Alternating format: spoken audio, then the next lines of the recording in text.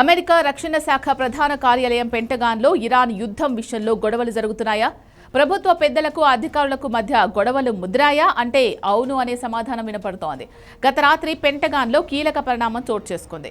ఇరాన్తో యుద్ధం అత్యంత భయంకరమైన దశకు చేరుకున్న వేళ అమెరికా రక్షణ మంత్రి పీట్ హెగ్సెత్ ఒక సంచలన నిర్ణయం తీసుకున్నారు.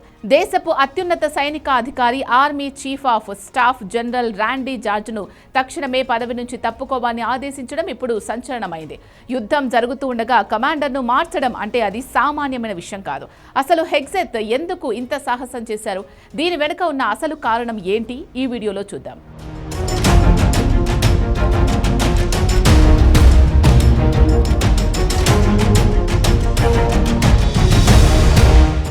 ముందుగా జనరల్ ర్యాండీ జార్జ్ గురించి తెలుసుకోవాలి. ఈయన 40 ఏళ్ల సుదీర్ఘ సైనిక అనుభవం ఉన్న యోధుడు. 2023లో బైడెన్ హయాంలో ఈ బాధ్యతలు చేపట్టారు.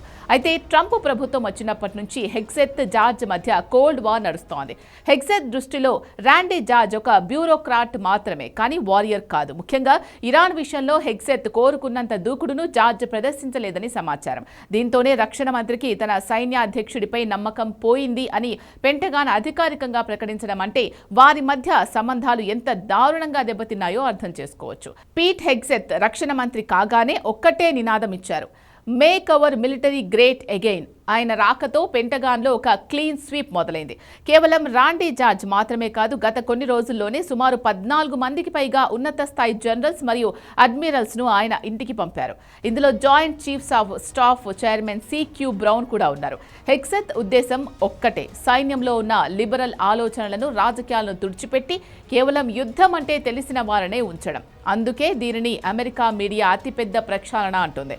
ప్రస్తుతం ఇరాన్ యుద్ధం 5వ వారంలోకి ప్రవేశించింది. ఇరాన్ సుప్రీం లీడర్ ఖమేనీ మరణం తర్వాత కూడా ఇరాన్ బలంగా పోరాటం చేస్తోంది. ఈ టైంలో అమెరికా తన వ్యూహాన్ని మార్చింది. ఇప్పటి వరకు కేవలం గాలిలో దాడులు చేసిన అమెరికా ఇప్పుడు గ్రౌండ్ ఆపరేషన్ లేదా మరింత విధ్వంసకర దాడులకు సిద్ధమవుతోంది. ఈ కొత్త యుద్ధ తంత్రాన్ని అమలు చేయడానికి పాత తరం జనరల్స్ అడ్డుపడుతున్నారని హెగ్సెత్ భావిస్తున్నారు. అందుకే ఎటువంటి ప్రశ్నలు వేయకుండా తన ఆదేశాలను పాటించే కొత్త టీంను ఆయన సిద్ధం చేసుకుంటున్నారు. ర్యాండీ జార్జ్ స్థానంలో ఇప్పుడు జనరల్ క్రిస్టోఫర్ లావెన్ ను తాత్కాలికంగా నియమించారు. ఇక్కడ ఒక ఇంట్రెస్టింగ్ పాయింట్ ఉంది.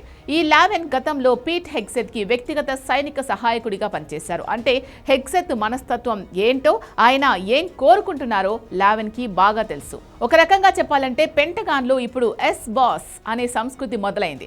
రక్షణ మంత్రికి మరియు సైన్యానికి మధ్య ఎటువంటి భిన్నాభిప్రాయాలు లేకుండా యుద్ధంపై ఏకపక్ష నిర్ణయాలు తీసుకోవడానికే ఈ మార్పు జరిగిందని స్పష్టమవుతోంది. అయితే ఈ నిర్ణయంపై భారీ ఎత్తున విమర్శలు కూడా వస్తున్నాయి. యుద్ధం జరుగుతున్నప్పుడు ఇలా టాప్ లీడర్షిప్ ను మార్చడం వల్ల సాధారణ సైనికుల్లో ధైర్యం దెబ్బతింటుందని నిపుణులు హెచ్చరిస్తున్నారు.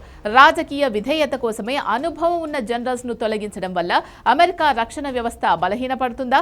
శత్రువులకు ఇది అవకాశం ఇస్తుందా? ముఖ్యంగా ఇరాన్ లాంటి దేశం ఎదురుదాడికి దిగితే కొత్త కమాండర్లు ఎంతవరకు తట్టుకోగలరు అనే ప్రశ్నలు తలెత్తుతున్నాయి. కానీ ట్రంప్ సర్కార్ మాత్రం మేము యుద్ధం గెలవడానికే వచ్చాం, రాజీ పడ్డానికి కాదు అని తెగేసి చెబుతోంది.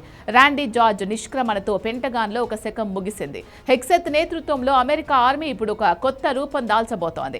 ఇది ఇరాన్ను పూర్తిగా సామంతుడిగా మారుస్తుందో లేక కొత్త అంతర్జాతీయ సంక్షోభానికి దారితీస్తుందో కాలమే నిర్ణయించాలి.